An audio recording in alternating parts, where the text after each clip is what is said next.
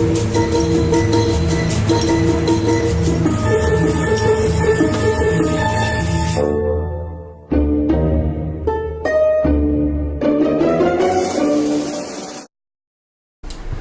Kerry, I've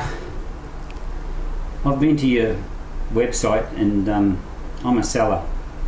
I'm looking to sell my house because I've got myself into a situation where I can't afford to keep my house, and I can't afford to sell it because I'm actually going to lose more money. I owe more money to the bank than I can get from my property at the moment. So, what would you tell me? What would you advise me to do there, Kerry? Can you help me? Yeah, I certainly can, Colin. How much do you think your property's worth at the moment? I think it's probably worth about 420. 420, okay. And what's your loan? My loan is 450. 450, okay. Now we actually call those an upside down loan. Okay. Now that 450, right? Is that purely from? Is that what you borrowed to buy the house, or did you refinance somewhere along the line? No, that's what I borrowed. I haven't refinanced along the line. I just bought the house about 10 years ago. Yeah. And I borrowed that amount of money. I borrowed the 450, and since then the market's dropped. And I've just find myself, I've lost my job, and I just can't maintain it at the moment. I'm under a lot of pressure. Okay, Colin, have you got any debts like credit card debts, or you owe any rates or bills for the property at all? No, I don't owe any bills on the property. I've been able to manage to pay the rates. I've got a $10,000 credit card debt. Okay, and you're managing to pay that all right too? Yeah, we're just managing to pay the minimum payments at the moment, so I'm just holding myself together. Okay, right okay. And I'd like to get the pressure off the family and just, what are my options? Yeah. So can you give me a rough estimate of what you pay each week to pay your loan and your house? Yeah, it's costing me about $2,200 a month. Okay.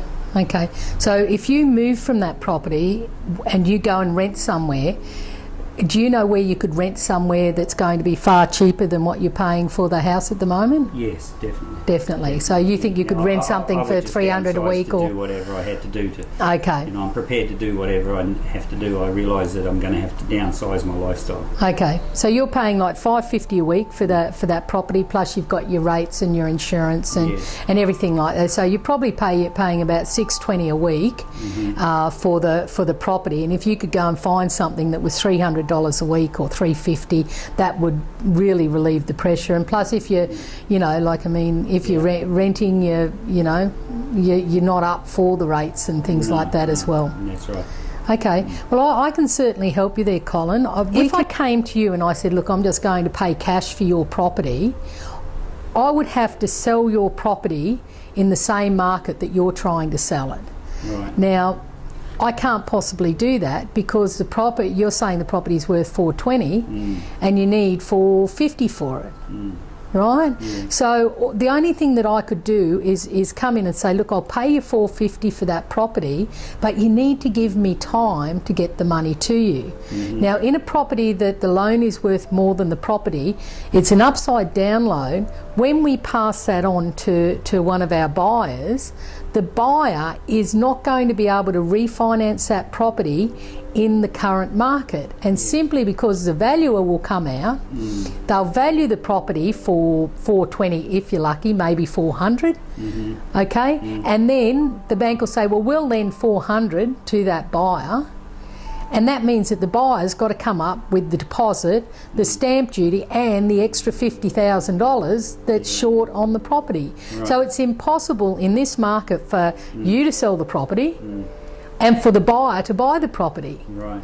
And if you put it on the market in a very competitive market, which it is at the moment, if you put that property on for $450, you're never going to sell that anyway, because people are astute investors now. People know what the property are worth. So when I say that now with an upside down loan, we would take it on for the term of the loan. Right. Now that doesn't mean that the buyer won't buy it in 2 or 5 years or whatever. Normally they want to buy it and put the title into their name, because the title doesn't change from you until you're paid the full price for the property. Right. And what's really nice, at the moment it's your family home. When you move to your renting property, it now becomes an investment property. Right. And you need to speak to your accountant about an investment property. But for a few $100s, you can get a quantity surveyor, do a depreciation schedule on that property, and that means all the things like air conditioners and dishwashers and even the building is depreciable. Now, if you had you probably get about $4,000 off your tax, so that's $4,000 straight off your tax that you'll get. So that's going to help make it positive.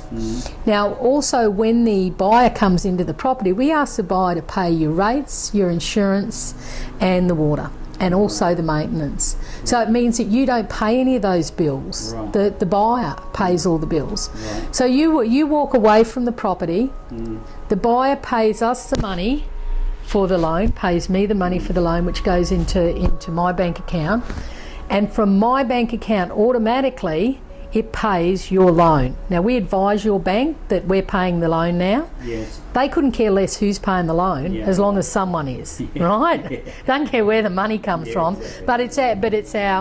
but we need to advise the bank that that's going to happen. Sure. Once we advise the bank, Commonwealth Bank want to take it from our account. So what they do is they just come in and do a money grab every month. We get the loan to be interest only. So if you're paying principal and interest, we just make that loan interest only. And then I pay for all the legal documents to be drawn up. We sign the legal documents. As soon as we work out what date's going to be suitable for you to move out. When do you want to go? You might say, oh look, 6 weeks because I've got a whole house of furniture and I want to find something and all the rest. I say, right, well what we'll do is start looking for a buyer today. I'm going to ask you if it's all right when we get the qualified buyer who's going to be perfect for your property, if you'd open the door and let him in just so he can walk around and see what the property is. And then as soon as we'll come back and say, well, what date's suitable for you? And it will be, you know, between the three of us, we'll work the date that you're going to move out and he's going to move in. Right. All the paperwork will be drawn up for the buyer. Right. He'll buy the property, you move out of the property, the money comes straight from my bank account to pay your loan. When you get the rates or any of the bills come in, you can either have them sent to my office or you can say, look, I want them here. You can scan them and email them to me. We'll pay your rates and all your other costs there, and if you're really concerned to know that they're paid or not, we'll actually send you receipt from the rates or whoever to make sure that we've actually paid it. Some people feel a bit funny about, oh, how do we know whether you paid the rates or not? Because you cannot pay the rates and then you wouldn't know for a couple of years. So it's up to you. Or if you want, we can get the rates to do an automatic transfer. You know, the way you can send in a debit form, we can get automatic transfers from there. The insurance has to be in your name, so if we do need to make a claim somewhere, it will. The owner of the property must be on that title. So apart from that, so how does all that sound to you, Colin? Yeah, that sounds pretty good. It means I'm walking away. Yes. And I'm getting the asking price somewhere down the line. So that's right. Sooner or later I'll end up with a deposit to buy another house again when maybe my situation will change. But you know what's really cool? If, let's look down the track, say 4 years' time, and the buyer is, I've just paid your loan all the way through, the bank will say, well, do you have any history of, because your loan is still there, let's see your history, how good have you been paying your loan? And they look back and they go, wow, Colin's pretty good. 4 years and he hasn't missed a payment. Geez, I'd lend him some more money. Yeah. Okay. Okay, so I get the goodwill. You get the goodwill with the bank. You've been paying That's exactly right. That's exactly right.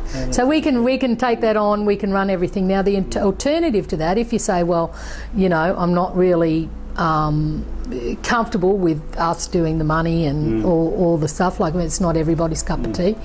The alternative to that is actually us just acting as a person who sets the transactions up. So we can find the buyer for the property, put them in the property.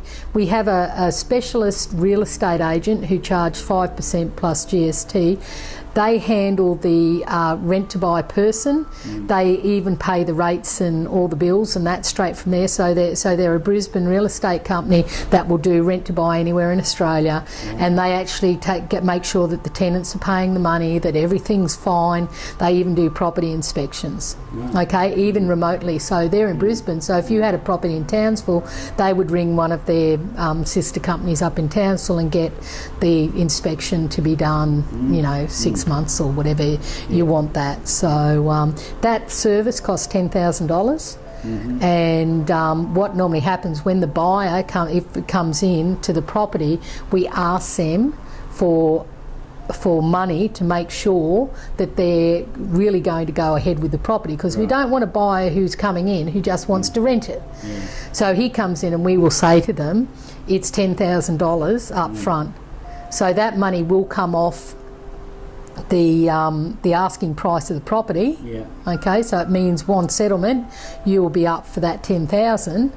However, that 10,000 will go to us as the person organising the transaction. And then we will set everything up, and then the real estate agent will be collecting money from the buyer, and that will go straight into your loan account, into wherever you want that to be paid. Okay. Okay, Right. so there's two ways. Yeah, there's two solutions there. So I'm not really snookered at all. I've obviously got to lose the property at this point in time, but the worry goes with it. Well, the worry goes, you just walk away. Yeah, That's right. And I get the asking price. And you get the asking price. Now, there's one thing that sometimes, for whatever reason, like the buyer might lose their job, just like you have. And we get a couple of years down the track, and the buyer says, "No, I can't go through with this. I haven't saved the deposit, or I haven't done whatever I'm going to do." And this would be best case scenario for you. Say in 2 years' time, the buyer said, "No, I can't do this." You might get the property back. Right. Normally, the buyers have actually improved the value of the property. They've, painted it or done whatever.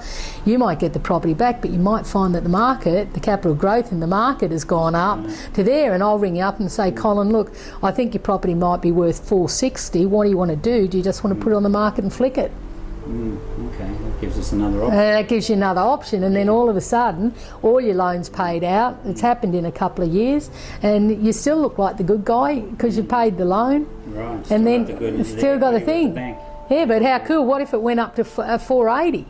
You might get 20 grand. Thank you for coming. So who knows? And this is a problem. No one knows what's going to happen in the future. Sure. But we can certainly solve your problems. If it wasn't an upside down loan, if it was just like say you had a $300,000 property and you owed $200,000 on it, we could give you better than market rent. We can pay all your rates, insurance and bills around that, and we can give you the market value of the property as well. So on settlement, we might only ask for 3 or 5 years for that, rather than the term of the loan. Yes.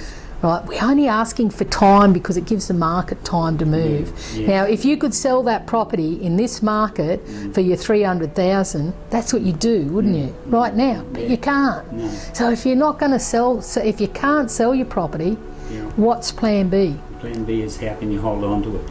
How can you hold on? If you can't hold on to it, what's Plan C? Come to us, because we can do that. Because you can hold on to it and give me the asking price. That's it. I'm just going to get paid in the future. In the future.